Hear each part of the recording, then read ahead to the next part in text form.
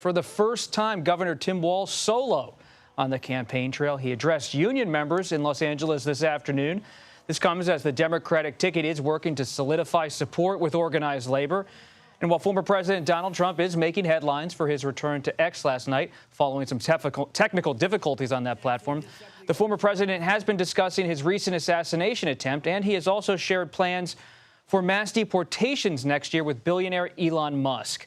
Caitlin Huey-Burns and Weijia Jiang join us now. Great to have both of you here. Let's begin with Caitlin here at the table. I want to play former President Trump on that X platform last night with Elon Musk. Let's listen. These are tough people at the top of their game. And when they see a Kamala or when they see Biden, Sleepy Joe, they can't even believe it. They can't believe this happened. Caitlin, you're heading to Asheville, North Carolina to cover former President Trump this week. What are you hearing from Trump's sources about how he's calibrating or recalibrating his campaign as he faces down Vice President Harris? Well, it's interesting, Bob, because last week I asked former President Trump how he's recalibrating his campaign to compete against Harris, and he said he's not changing anything. The campaign believes that they can transfer Biden's record onto Harris, but they also acknowledge that their polling shows what public polling has been showing, which is that Harris has been successful in not only consolidating the Democratic base, but energizing them as well. She's made significant gains among black voters, particularly older black men. And so she has tightened this race and changed the game. And you heard in that interview, 2 hours long on that platform X, the former president wants to criticize Harris and her record. The campaign wants to make this about her. But he has trouble staying on message and going after her on specific items. What we heard in that speech last night, or in that interview last night, was akin to the speeches that he's given at rallies. So his campaign wants him to focus on the economy, the border, Harris's record. They're calling this the Harris administration. But he has interviews like this where he goes on all sorts of tangents. Whether that appeals to those that small sliver of voters in the middle, that remains to be seen. And Weijia, good to have you with us here on America Decides. President Biden's been back, not just he's been back at the White House after being at Rehoboth Beach. Now he's on the road talking about the Biden moonshot on cancer. Let's hear what the president had to say today. It's critically important. I started this back in the administration with President at the time when I was vice president, and we found out that I traveled to every major cancer research facility in the world. Weijia, it's an interesting moment for President Biden. He's going to speak at the Democratic National Convention, likely on Monday evening, and he is now going back to one of these core issues that he has animated his political life, not just during his presidency, but the vice presidency with President Obama. What are you hearing from the Biden people about how he's going to be making some policy emphasis on the road in the coming weeks ahead of the election, and what he's going to do at the convention?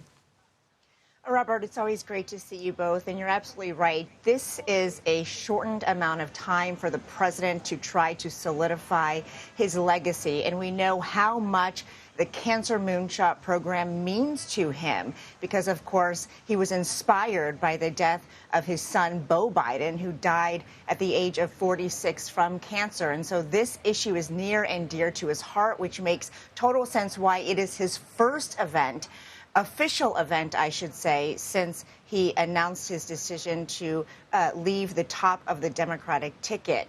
And so he wanted to discuss all of the financial gains that this project has made, $150 million in new research for 8 organizations, including Tulane University, where he delivered this address.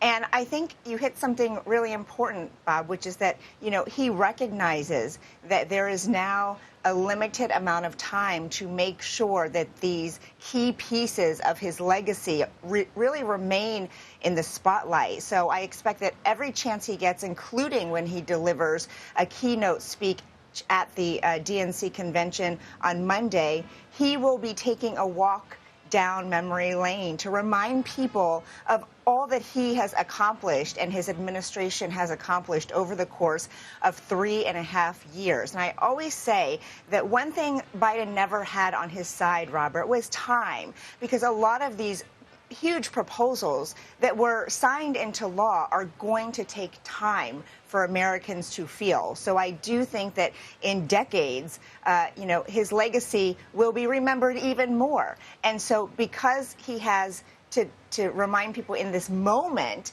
I think you'll be hearing a lot about what he feels proudest of that he's done here at the White House. And the campaign continues. You think about campaign history, Caitlin.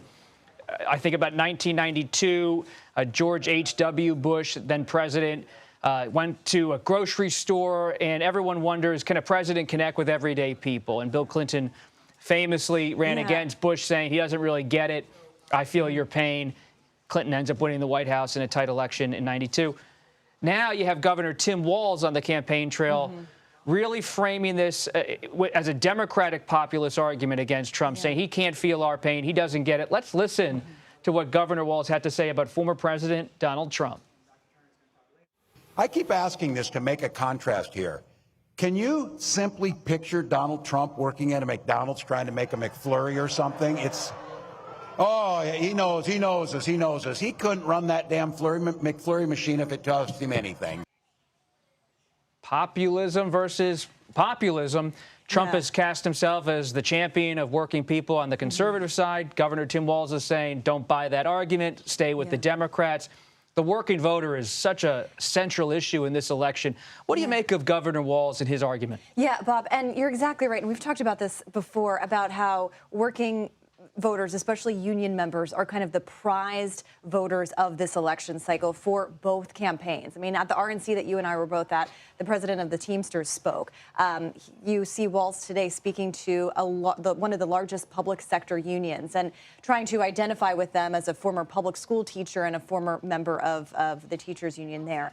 What is interesting, though, when you think about the economic pitches that the campaign is making, the Trump campaign believes that voters, while the economy may look like it's improving on paper, voters are not feeling it. And so they're not going to speak positively about the economy. And their kind of overall message is one of, prices are too high. People just can't afford basic things anymore, and they can't have the freedoms to do that.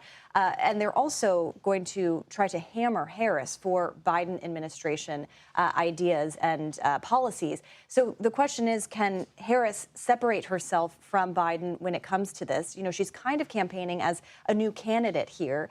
And that's kind of the big target of the Trump campaign. And Weija, quickly, what's on the agenda for President Biden the rest of this week?